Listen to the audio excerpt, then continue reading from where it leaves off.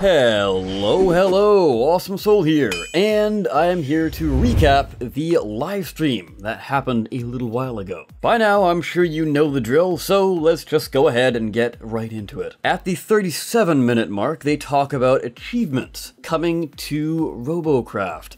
Now, this is something we've kind of known before, mainly when we found out about Robocraft Infinity. Obviously, it's going to be on the Xbox, and Xbox is well known for its achievement system. So, it makes sense that Robocraft PC version would be getting achievements as well, because they said there would be a lot of crossover. And this is basically double confirmation. So nothing too new, but hey, at least we know that they're still on their way. At the 42-minute mark, somebody asked if there is ever going to be plans on a change all cubes feature. So, for example, say you wanted to switch out all of your health cubes for your light cubes. And to this, they say no, or at the very least they have no plans currently. I think this would be somewhat useful if you could actually highlight certain areas and then replace, rather than just replace the whole thing. But it does have a fairly niche use, so it's not really that important. So yeah, I can see why they don't really have any plans on implementing something like this. Anyway, moving on, at the 46-minute mark,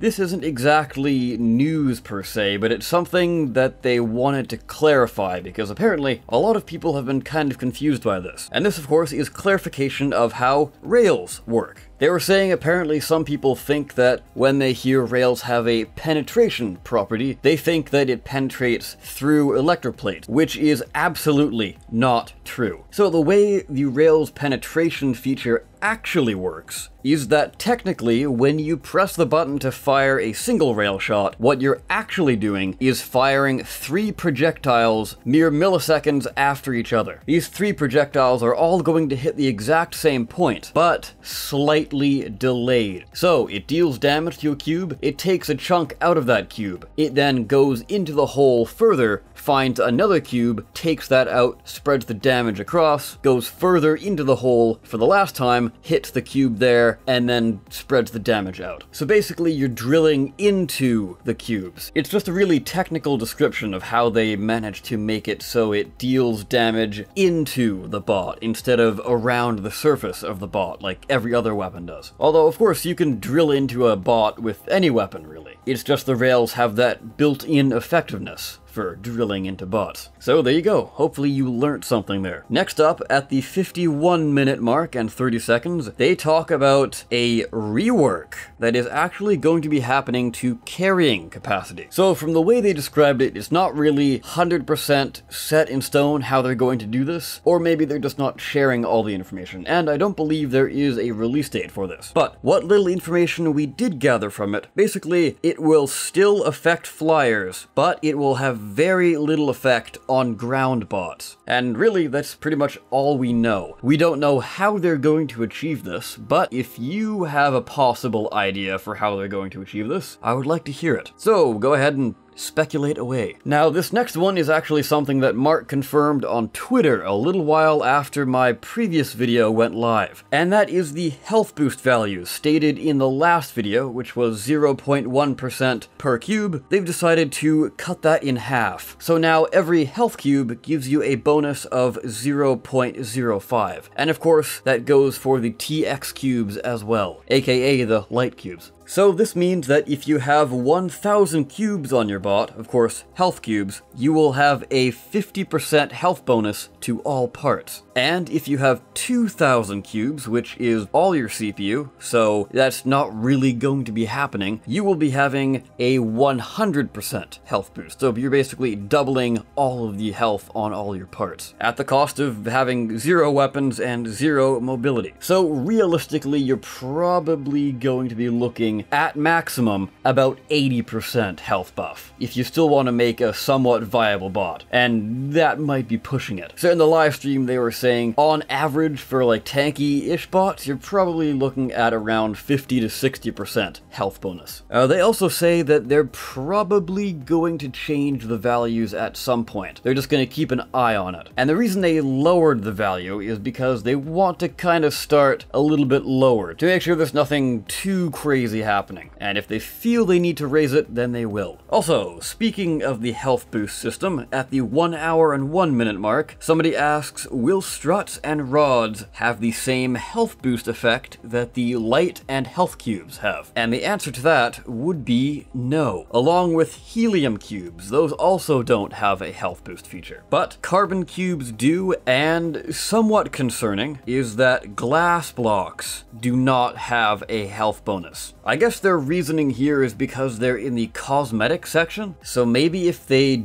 do go through with their plans to have the whole cosmetic CPU slot, so your cosmetics don't actually take up any space on your actual CPU bar, then I guess this would be okay. But like, a lot of people use a decent chunk of glass cubes for artistic purposes, and yes, they are definitely still cubes in nature. At least that's the way I've always seen them. So if you're using about around 10 cubes, that's 10 CPU down the drain just because you want to look good. So hopefully FreeJam will come around and solve this issue, whether it be by simply giving them the exact same stats as the health cube, obviously then giving it the health bonus effect, or implementing that cosmetic CPU system that they have been hinting at before. But of course, I'm still not sure if they're actually planning on doing that. And one final thing, as far as health boosting goes, at the 1 hour and 2 minute mark, somebody brings up if health boost is ever going to have an option in custom games. And they say maybe in the future, but not right now. Also to note here, they do say that they want to have a decent chunk of options in custom games, but they don't want to feature every little thing that's in the game. Maybe at some point,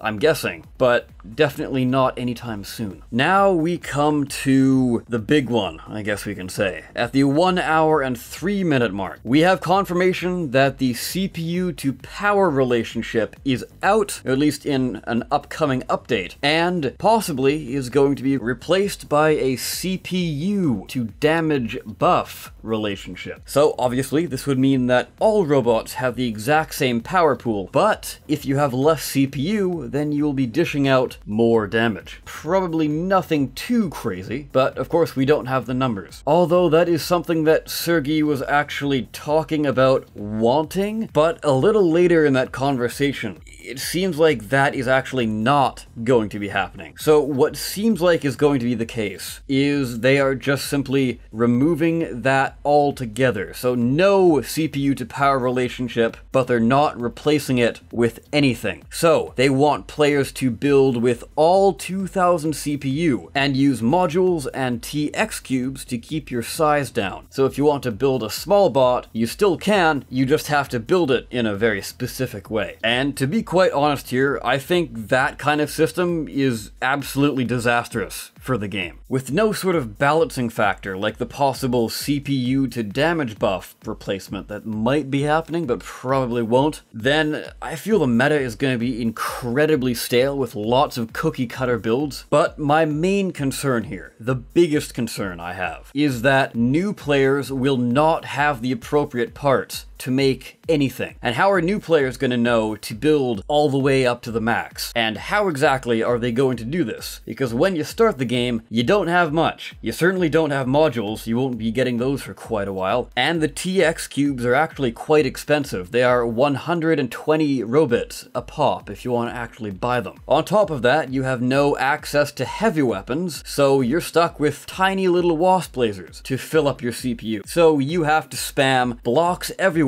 and strap on as many of these tiny little weapons as humanly possible to make something incredibly cookie cutter and ugly looking, which, as they've stated multiple times, is the whole reason they're going into this whole health boost option and chassis normalization, so players can actually make good looking bots. But if you're now forced to fill up your CPU to the maximum, then that's going to limit build creativity quite a bit, since, as I said, you now need to fill in a checklist checklist, essentially. Okay, do I have this? No. Alright, well I can probably do this just to fill up my CPU, but then that's gonna take away from this, and I don't really have enough CPU to install a module, so I guess I have to install a whole bunch of light cubes, but I really don't want to do that. I'd much rather have the health cube so I can get that health bonus, but I don't want to add on to my bot because that's gonna ruin the whole look I'm going for, which of course is, again, the whole reason why they're doing this chassis normalization, so players can make bots that look good. But now if you're forced to build in this way, then you're just gonna end up with some really ugly looking bots. It's gonna limit creativity by forcing players to build a certain way. I absolutely think Sergey had the right idea when he was talking about the whole CPU to damage buff relationship, because under a system like that, you can strap on huge, massive, beefy weapons onto your super full CPU tank, and you'll be able to fire just as long as a low CPU bot, so you won't feel cheated out of anything. But if you want to build a little bit smaller, then you will have a slight damage buff, and of course a much smaller hitbox, and more likely than not also be faster as well. This system would still retain the ability for players to build in whichever way they still feel like. So if you like building super massive CPU tanks, you can do that, but if you like building smaller robots, then that is still an option for you, and everything there is still viable, rather than simply removing the system outright, and then you would have only one viable bracket of CPU, which is pretty much maximum. If you do not use maximum, you are hindering yourself. But again, most importantly is the new player experience, and the CPU to damage buff relationship would still be fair to new players, whereas obviously they won't have all the good high CPU parts, so they can still build low CPU and still be able to fight fairly with the other players who have modules, or the bigger weapons, for example. If you go with the complete removal system, then new players are going to be at a massive disadvantage, and most likely you will see a huge drop in player retention. Because obviously, if you don't feel the game is fun and fair within your first 30 minutes of playing,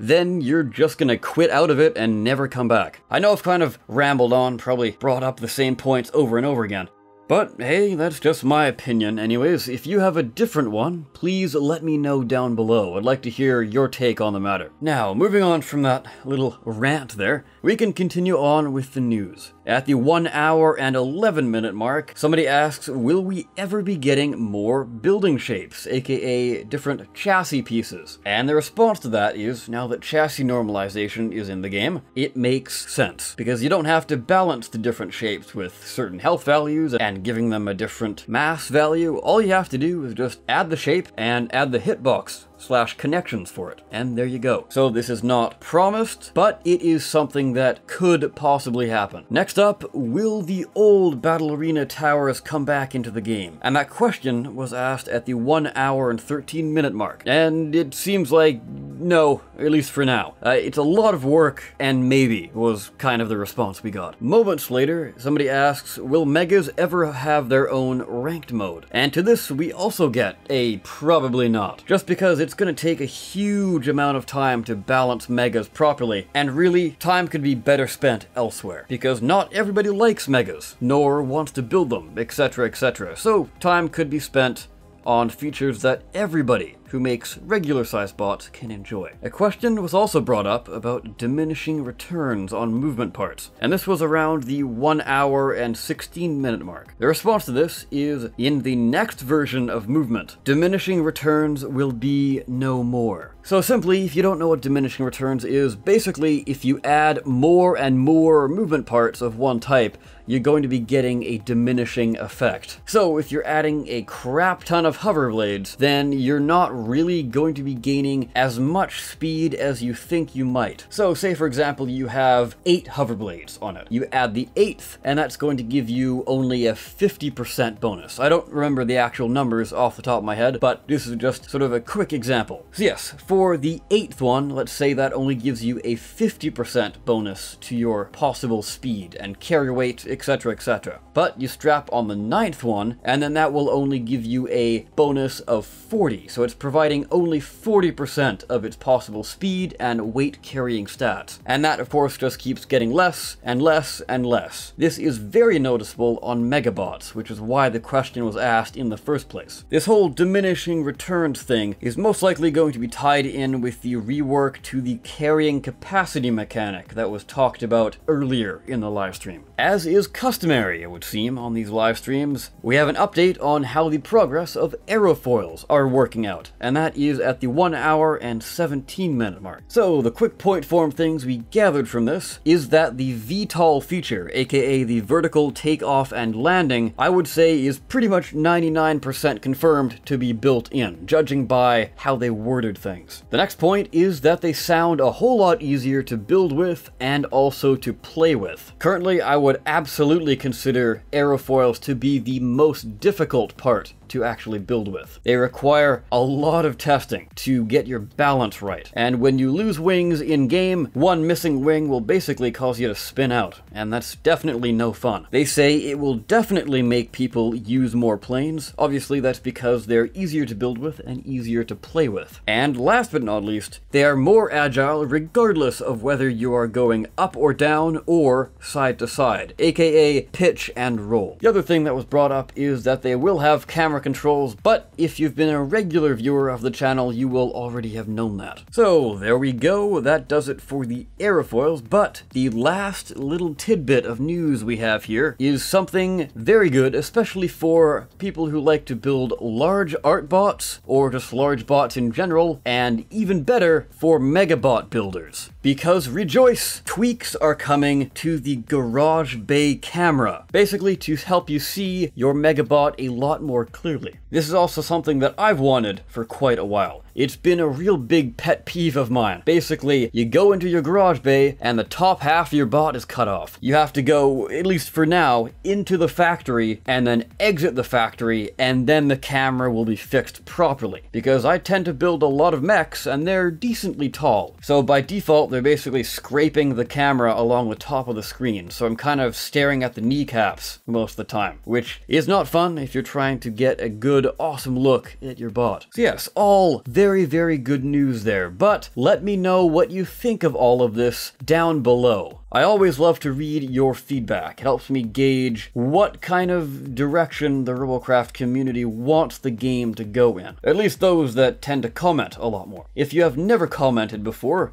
feel free to do so. It certainly doesn't hurt. There's no need to be scared. Anyways guys, I of course have been the Awesome Soul. I thank you so very much for watching, and I will see you next time. Take care.